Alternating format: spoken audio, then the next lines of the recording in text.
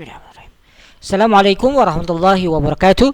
Alhamdulillah wassalatu wassalamu ala Rasulillah wa ala alihi wa sahbihi ajma'in. Ashhadu an la ilaha illallah wahdahu la syarika lah wa ashhadu anna Muhammadan abduhu wa rasuluhu allazi la nabiyya wa rasula ba'dah. Rabbi israh li sadri wa yassir li amri wahlul 'uqdatam min lisani yafqahu qawli. Rabbana zidna ilma warzuqna fahma. Amma ba'du. Ikhwati fillah, melanjutkan kembali materi kita di serial Al-Waqfu wal Ibtida' sampai kita ke bagian terakhir, jenis Al-Waqfu al-Ikhtiyari, yakni Al-Waqfu al-Qabih. Apa itu Al-Waqfu al-Qabih? Ta'rifuhu, definisinya, huwal waqfu ala kalami lam yutimmu ma'nahu fi dzatihi, yakni waqaf pada kalam atau kalimat yang belum sempurna maknanya secara zat. Wa ta'allaqa bima ba'daha lafzan wa ma'na, dan kalimat itu terikat pada apa yang ada setelahnya secara lafaz dan secara makna. Kal waqfu 'alal mubtada'i dunal khabari, seperti waqaf pada mubtada' tanpa khabarnya. Al fi'lu dunal fa'ili, waqaf pada fi'il tanpa menyertakan fa'ilnya. Wal mudhafu dunal mudhafi ilaih, waqaf pada mudhaf tanpa menyertakan al mudhafu ilaih. Awis sifati anil mausuf, atau pada sifat tanpa menyertakan mausufnya. Wal qawlu duna istisna'ihi, atau pada qaul tanpa menyertakan istisna'nya. Wal waqfu qabla al adawatil istisna'i wal ataf, atau waqaf sebelum perangkat istisna atau perangkat ataf.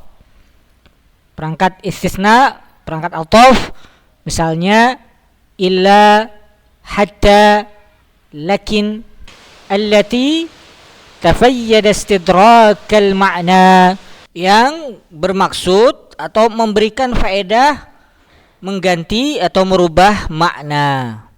Jadi kata kuncinya adalah di yang terakhir ini, dia menjadi qabih kalau diniatkan merubah dan mengganti makna. Au bi ibaratin ukhra, atau dalam istilah atau penggambaran yang lain, al-waqfu 'alal kalimatil lati tartabitu bima ba'daha lafzan wa ma'na.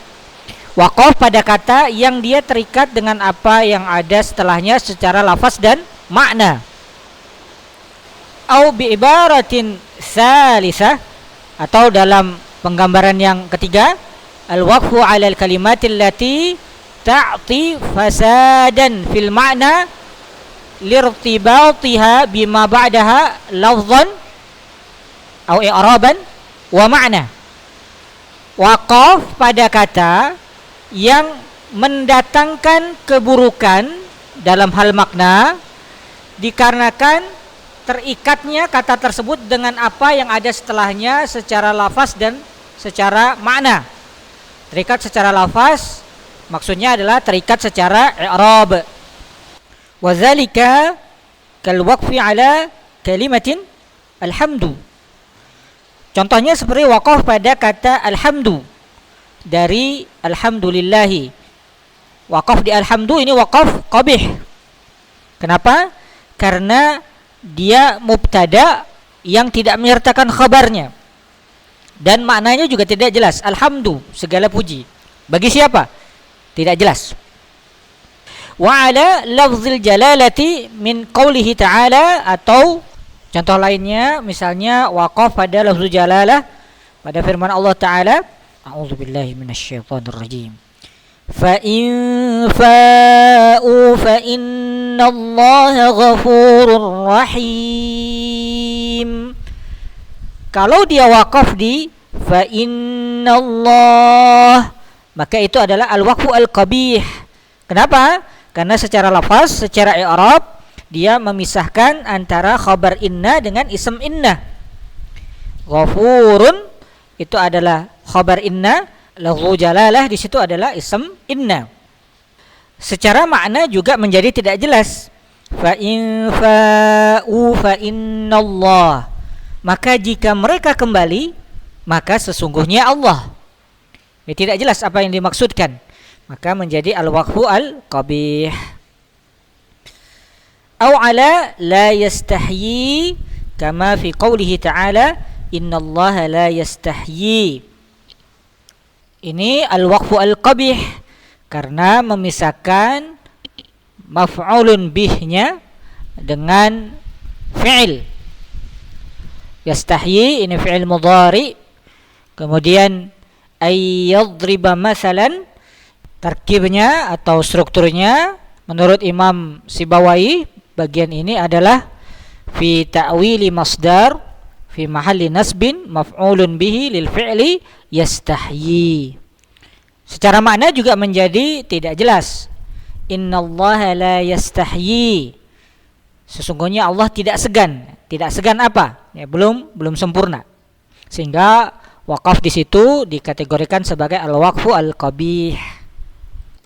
Wa summiya qabihan, dinamakan qabih liqabhil waqfi alaihi, karena jeleknya berhenti di situ.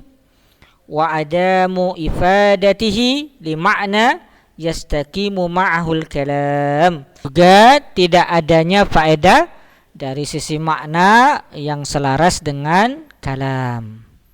Hukmuhu, hukumnya ada mujawazil waqfi alaihi illa li darurati, tidak dibolehkan wakaf di situ kecuali karena darurat. Kadhaiki nafasin, seperti kehabisan nafas, wa ghairi dzalik, dan yang lainnya. Jadi harus karena darurat. Fa in waqafal qari'u, jika seorang qari berhenti, ibtida'u bil kalimati allati waqafa 'alaiha, maka hendaklah dia memulai pada kata yang dia wakaf di sana. Au amma qablaha mata sahal ibtida'u bidzalik, atau pada tempat sebelumnya sehingga ibtida'nya dengan demikian menjadi benar. Walihadza fandirajahu tahtal waqfil ikhtiyari asah. Karena ini menempatkan al-waqfu al-qabih di bawah kategori waqaf al-ikhtiyari lebih tepat. Li'annahu bikhtiyaril qari, karena al-waqfu al-qabih ini dilakukan sebagai pilihan seorang qari. Wa illam yakhtarhu fahuwal idtirari, kalau waqaf itu dilakukan bukan karena pilihan qari, maka dia disebut al-waqfu al-idtirari, waqaf yang sifatnya darurat. Jadi sedapat mungkin jika kita tahu berhenti di sebuah tempat adalah terkategorikan ke al-waqfu al-qabih, maka jangan berhenti di tempat tersebut, kecuali jika darurat seperti kehabisan nafas atau hal-hal lainnya yang tidak bisa kita hindari. Alhamdulillah, selesai pembahasan bagian pertama al-waqfu al-qabih. Insyaallah pada video berikutnya kita akan melihat apa perbedaan antara waqaf hasan dengan waqaf qabih. Semoga bermanfaat. Allahu ta'ala alam. Allahumma arhamna bil Qur'an. Terima kasih. Wassalamualaikum warahmatullahi wabarakatuh.